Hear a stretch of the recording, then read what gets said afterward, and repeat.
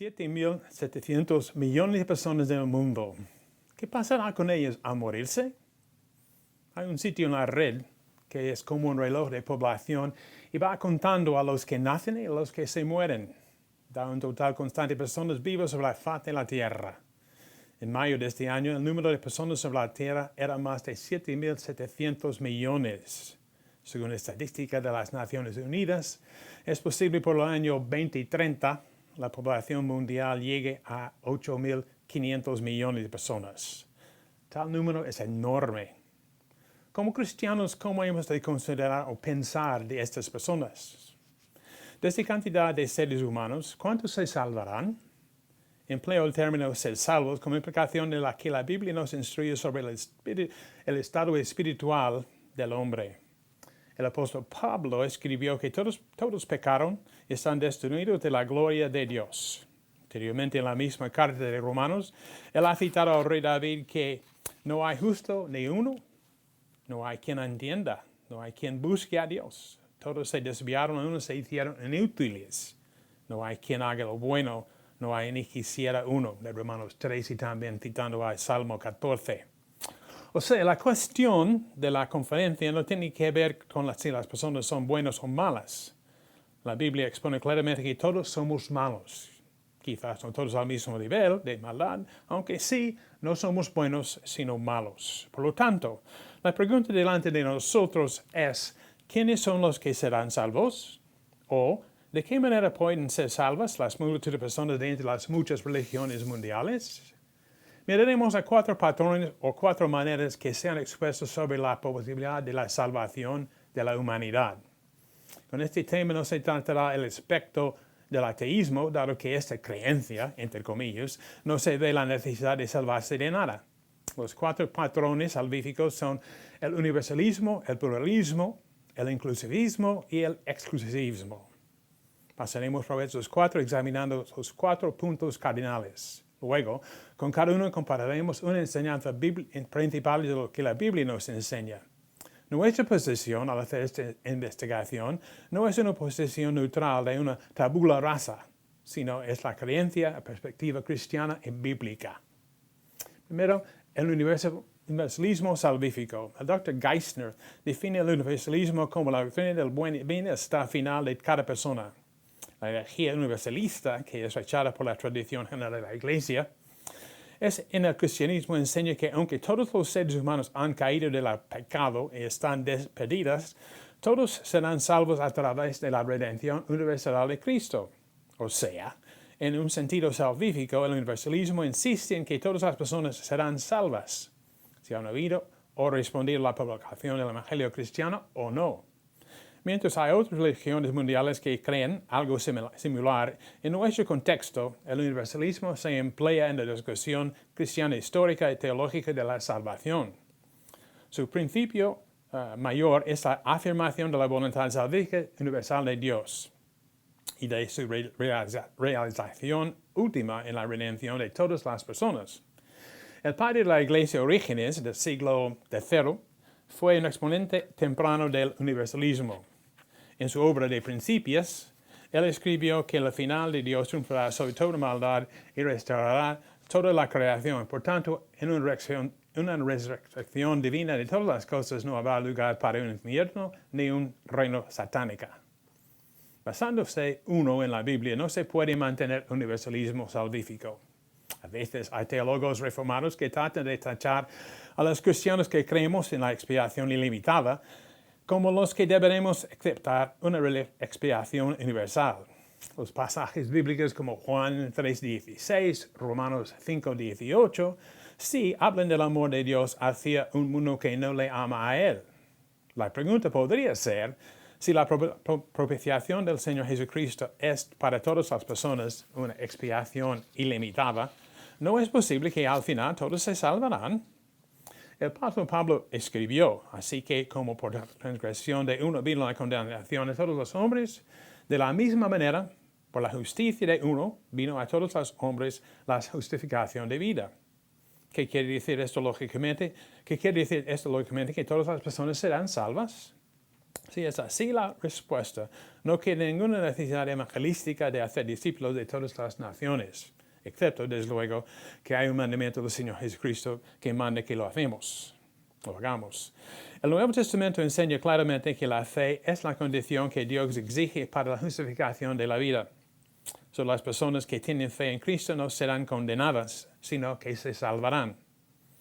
De la misma manera, la misma carta a los cristianos de Roma, el apóstol ven claro que la salvación viene por el creer y que las personas que no han oído, todavía no han creído en Jesús, no pueden involucrarle para ser salvas. El Señor Jesucristo mismo, el que cree en mí, no es condenado, pero no ha creído en mi nombre, el Hijo de Dios es condenado.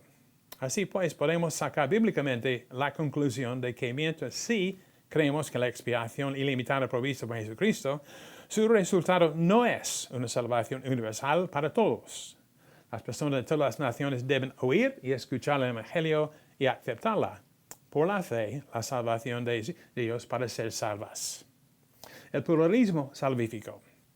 En su contexto religioso, el pluralismo es el reconocimiento que en todo nuestro mundo hay muchas religiones con sus conceptos de salvación o liberación.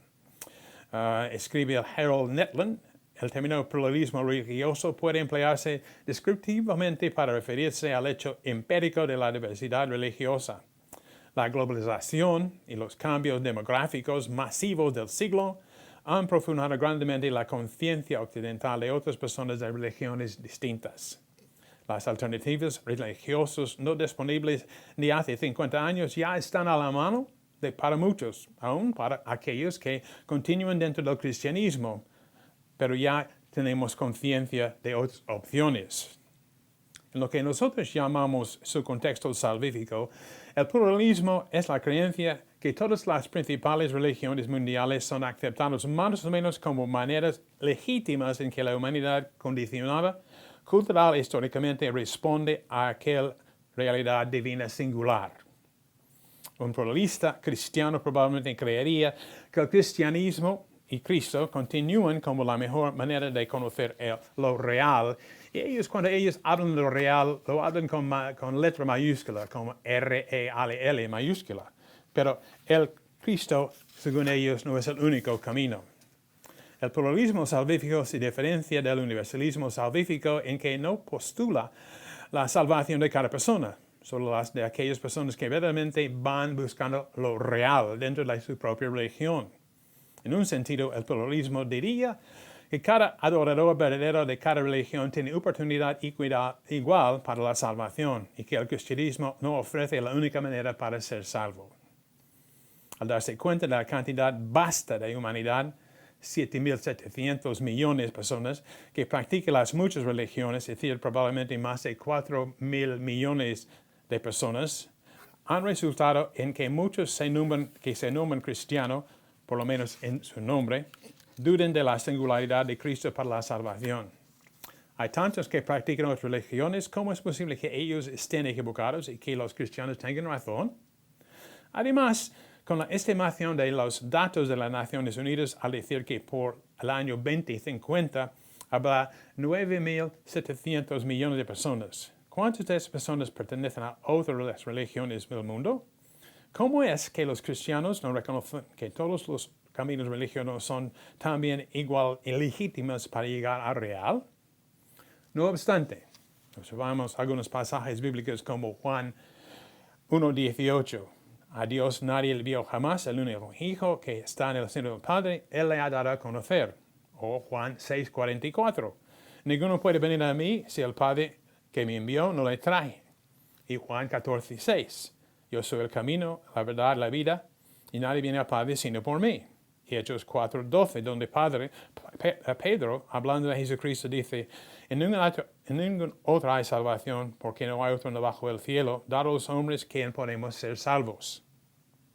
Estos pasajes, como muchos otros, claramente enseñan la creencia cristiana ortodoxa de que no hay salvación en ningún otro ser, sea hombre, religión, etcétera, etcétera, sino únicamente es por medio de la fe en el Señor Jesucristo. El pluralismo salvífico está plagado de problemas de coherencia en su presentación. El Dr. Netland nota las 3 observaciones básicas del pluralismo salvífico. Número 1, solo hay una realidad religiosa singular. Hay un teólogo británico que se llama John Hicks, que llama lo real. Todas las religiones principales del mundo son respuestas legítimas a lo real. Número 2, las religiones mundiales son interpretaciones condicionadas histórica y culturalmente de la realidad divina. Y número 3, la transformación salvífica o moral va ocurriendo más o menos al mismo alcance o nivel en cada religión principal del mundo. Mientras los pluralismos académicos debaten los aspectos religiosos y filosóficos de cómo conocer el real, el Dr. Netland señala que lo más básico para la mayoría de los que adoptan el pluralismo es la convicción de que las personas sinceras y moralmente respetables simplemente no pueden estar equivocados sobre las creencias religiosas básicas, especialmente cuando tales creencias y prácticas parecen tener efectos benéficos para los principales. El pluralismo niega que Jesucristo sea el único Salvador, más bien que todas las religiones son verdaderas y ninguno de ellos puede saber la supervivencia sobre los otros. O sea, el pluralismo está dispuesto a decir que Jesucristo es un Salvador, pero no es el único Salvador. John Hicks resume la posición pluralista de que hay muchas sendas salvíficas al real y cita de un libro del hinduismo. Dice, como quiera que los hombres se acerquen a mí, es decir, a Brahma, aunque los acepto porque con todos lados cualquier senda que ellos escogen es la mía. La incoherencia del pluralismo se ve en los puntos de vista distintos del real. Al leer unos pocos ejemplos de creencias de las religiones mundiales con sus maneras distintas para obtener la salvación. Por ejemplo, el cristianismo dice el único Dios es el único y verdadero, es trascendente y personal. Solo se puede conocerle por medio de Jesucristo, el que es Dios encarnado como el hombre Dios. Todos los demás dioses son decepciones del malvado. El Islam dice el Dios es único y verdadero y es trascendente, pero no es personal. Y mientras Él es misericordioso, no hay concepto de una salvación personal. Se puede lograr una salvación, es decir, una sumisión verdadera a Allah, solo por la obediencia a Él, es decir, hacer buenas obras. El hinduismo dice que la salvación, ellos llaman la liberación, en el hinduismo es una unión con el ser universal, Brahman, que es impersonal. Tal unión es acumular bastante karma buena para no reencarnarse otra vez. El budismo, esta religión ofrece 3 sendas de obras distintas de la liberación, que es una liberación o un escape de los sufrimientos de esta vida para llegar a la iluminación o al estado de nirvana, o un estado de nada, una felicidad impersonal, o quizás ellos llamarían un paraíso. Para los pluralistas, estos conceptos distintos de la salvación y todos los demás encontrados entre las religiones mundiales no presentan ningún problema. Para ellos, las diferencias son variaciones dentro de unos esquemas conceptuales distintos sobre un tema fundamental, el cambio de repente o paulatino del individuo de una alta preocupación observante a nuevo, centrarse en la supuesta unidad de realidad y valor que se piensa como Dios o Brahma o la Dhamma o el Sunyata o el Tao.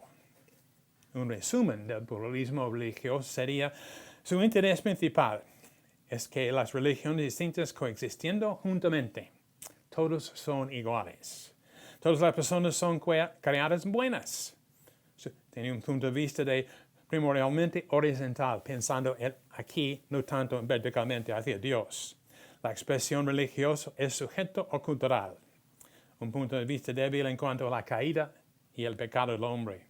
Optimista sobre la cultura y la fe, dice que la Biblia es el libro santo del cristianismo, pero cada religión tiene su propio libro santo, o libros santos. No hay necesidad de una conversión, salvación o transformación.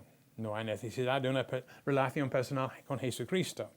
Y si hablan del Espíritu Santo, dice que el Espíritu Santo obra igualmente en todas las religiones. No tiene mucho interés en Cristo ni a la Iglesia. No hay reconocimiento de ningún reino de tinieblas o demoníaco. Hacer misión, como hacemos los cristianos, es irreverente, sin necesidad, degradante e irrespetuoso. El inclusivismo cristiano. Mientras que la idea de pluralismo salvífico parece ir extendiéndose en el mundo actual, es la enseñanza de los inclusivistas que presenta el peligro más dañino a la enseñanza bíblica ortodoxa de la salvación entre las iglesias cristianas evangélicas. El inclusivismo trata de encontrar un lugar intermedio entre el pluralismo y el exclusivismo. Se propone que la salvación solamente encuentra en Jesucristo, mientras a la vez enseña que los beneficios de la muerte y la resurrección de Jesucristo no se limitan a aquellas personas que han respondido a Él por la fe. Un Dr. Clark Pinnock, un exclusivista, definió el inclusivismo como el punto de vista que expone a Cristo como Salvador de la humanidad, pero también afirma la presencia salvífica de Dios en el mundo más extendido en otras religiones. También se ha referido al inclusivismo como el accesibilismo o la nueva esperanza más amplia. También se puede llamar el punto de vista sí, pero. Es decir, sí, Cristo es el único Salvador, pero hay otra manera más bien que una fe explícita en Él, o se expone una fe implícita. El tipo de pensar o creer del inclusivismo no parece presentar el peligro más grave a nuestras iglesias bautistas libres, igualmente a nivel local como a nivel convencional e internacional. El Dr. Robertson McQuilkin enseña estas preocupaciones en cuanto a los principios del inclusivismo. Número 1 dice, la Biblia solo conoce dos tipos de personas, igualmente en la vida y en la muerte, los salvos y los perdidos. Número 2, Dr. McQuilkin dice, Dios es amor y Él ama, pero Él ha dejado a la humanidad con la posibilidad, o sea, el libre albedrío, de rechazar su amor para un propio favor e independencia, aún por el autoamor de sí mismo. Número 3. La cuestión de que si Dios es justo o no al enviar personas al infierno porque no han tenido la oportunidad de oír el Evangelio o ser salvos se contesta en que, y así Dr. McQuilkin da este ejemplo. La Biblia no enseña que Dios juzgará a cada persona por rechazar a Cristo si no ha oído a Cristo. De hecho, la Biblia aclara que el juicio de Dios se basa en la respuesta de una persona a la verdad que ha recibido. El juicio contra una persona va en proporción a su rechazo de la luz moral. Todos han pecado, no hay nadie que sea inocente. A menudo los inclusivistas hablan de las personas del Antiguo Testamento como si fueran creyentes sin haber conocido ninguna información de Cristo de antemano. Es casi como si ellos piensen que las personas del Antiguo Testamento fueran paganas quienes no hubieran recibido revelación de Dios, cuando la verdad es exactamente lo opuesto. Abraham, por ejemplo, creía lo que Dios le reveló en Génesis 15, y eso se fue contado por justicia. Y en el Nuevo Testamento, Abraham se le expone como ejemplo de una persona de la fe en la palabra o en las promesas de Dios. A Melquisedec se le propone como un creyente de Dios, como si él solo tuviera un poco de conocimiento proposicional del Dios Altísimo, que es exactamente al contrario que en cuanto a Melquisedec. En el Nuevo Testamento se presenta el centurión romano Cornelio como un hombre entre las naciones que tenía fe salvífica en Dios antes de oír a Jesucristo. El Dr. McQuilkin señala que la historia de Cornelio es la de un mensajero humano a quien una luz adicional le fue enviada porque fue fiel a la luz que tenía. McQuilkin escribe, puede que de las Escrituras no podemos demostrar que una certeza absoluta que nadie desde el día de Pentecostés fuera salva por medios extraordinarios sin el conocimiento de Cristo. Pero tampoco podemos mostrar las Escrituras que a ninguna alma ha sido salvo así. Si hay una alternativa, Dios no los ha contado. Si Dios en revelación no creía que fuera necesario presentar tal esperanza, tanto más deberíamos refrenarnos de tales teorías. Puede que sea moralmente correcto o no, que yo piense que podría ser otra manera para ser salvo y esperar que haya otro expiatorio, pero al proponer yo esta idea a otros creyentes, a discutirlo como una posibilidad, sin duda es algo peligroso, sino inmoral. Es un buen ejemplo, Dr. McQuilkin, sin embargo, no hay otra posibilidad, solamente por Cristo.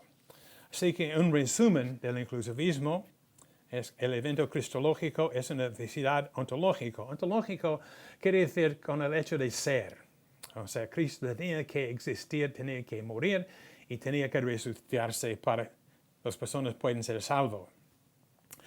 Pero la forma de salvación cristológica universal es que todos los que serán salvos se salvarán en Cristo. Sin embargo, el inclusivisto ve la fe, se llama el principio de la fe, como el factor salvífico, no el contenido o el objeto de la fe. De nuevo, el Dr. Clark Pinnock dice, según la Biblia, la persona se salva por la fe, no por el contenido de su teología. Pero la fe en sí no se salva, es la fe en Cristo que salva, si hay un contenido. Ellos siguen tienen una teología débil de la caída del pecado. Hay muchas formas religiosas que basan a la larga en el evento cristológico. Dicen que la Biblia es revelación inspirada para todas las personas, sí. La revelación general es suficiente para llevar a las personas a la salvación, o sea, la salvación es accesible a todas las personas, incluyendo los millones que no han recibido la revelación de Dios. Ellos dirían que si una persona es fiel a lo que cree, mira al cielo y ve el orden creado, y si tiene fe en esto, al morirse y no ha ido a Cristo, tendría oportunidad de recibir a Dios o ser salvos. Y según los universalistas, las misiones tienen que ver con contar a personas que ya son salvas en Cristo Jesús, no que tienen que ser salvos, ya son salvos. Y finalmente, el exclusivismo. Mientras el inclusivismo dice sí, pero, y a la pregunta es Jesucristo el único Salvador, el exclusivismo proclama sí, punto. El exclusivismo cristiano puede definirse como la creencia de que, número uno, Cristo es el único Salvador, y número dos, la fe explícita en Jesucristo es necesaria para la salvación. La primera declaración niega que puede haber otros salvadores, un hecho que distingue del pluralismo. La segunda rechaza la idea que las personas pueden ser salvos sin una fe constante y explícita en Jesucristo, lo cual aparte exclusivismo del inclusivismo. Siguiendo las enseñanzas bíblicas, el exclusivismo declara que la salvación solo viene por medio de la fe explícita en Jesucristo. Todos los seres humanos son amados y juzgados por el mismo Dios. Se ofrece la salvación a todos que confiesan su fe en el Señor Jesucristo, pero la salvación, no hay salvación fuera de Él. Podemos resumir el exclusivismo fácilmente. Comienza con la confesión de la fe en Jesucristo como Señor y Salvador. Es una relación personal basada en la fe de Jesucristo. Hay un énfasis en la totalidad del pecado, en toda la humanidad y en la necesidad de la salvación solo por la fe en Jesucristo. Se toma muy, muy en serio la caída del pecado. La Biblia es la revelación inspirada de Dios para toda la humanidad. El Espíritu Santo obra a través del testimonio de la Iglesia de la misión de Dios en el mundo. No se limita al Espíritu Santo en su obra salvífica al testimonio de los creyentes cristianos, pero Él siempre exalta a Cristo para llevar a hombres y mujeres a Él para la salvación.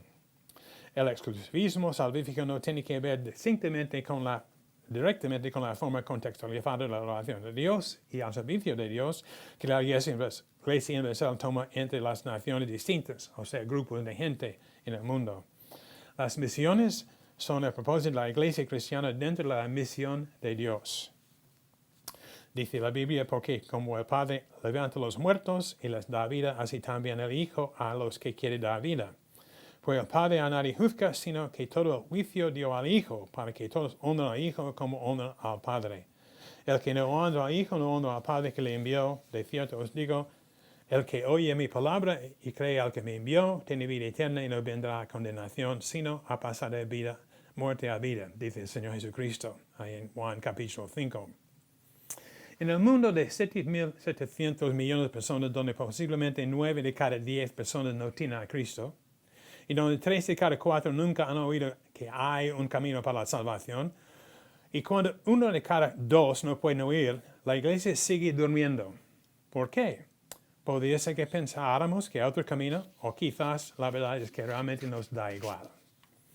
San Lucas cita lo que ocurrió cuando el Señor Jesús apareció a los discípulos después de su resurrección, ahí en Lucas 2:24. Entonces Él les abrió el entendimiento para que comprendiesen las Escrituras y dijo, así está escrito del Antiguo Testamento, y así fue necesario que el Cristo padeciese y resucitase de los muertos al tercer día, y se predicase en su nombre, en el arrepentimiento, en el perdón de pecados de todas las naciones, comenzando desde Jerusalén. Vosotros sois testigos de estas cosas. Según la Biblia, y toda la Biblia cuenta la historia y desarrollo de la misión de Dios, la salvación solamente encuentra, según la gracia de Dios, por la fe explícita en Jesucristo. Para los cristianos, las preguntas no deben ser. Aquí el Dr. Christopher Wright presenta algunas preguntas que deberíamos hacernos a nosotros mismos al terminar la conferencia. En lugar de preguntar dónde encaja la Biblia en mi vida, hemos de preguntar dónde encajo yo en la gran historia de la misión de Dios. En lugar de preguntar cómo se aplica la Biblia a mis circunstancias, hemos de decir cómo aplico yo mi vida a la misión de Dios expresada en la Biblia.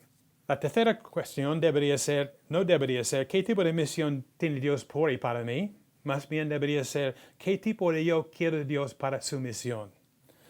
Con el apóstol Pedro, sí afirmamos siempre, en ningún otro hay salvación, porque no hay otro nombre bajo el cielo dado a los hombres en que podamos ser salvos. Hechos 4:12. Que Dios les bendiga grandemente. Amén.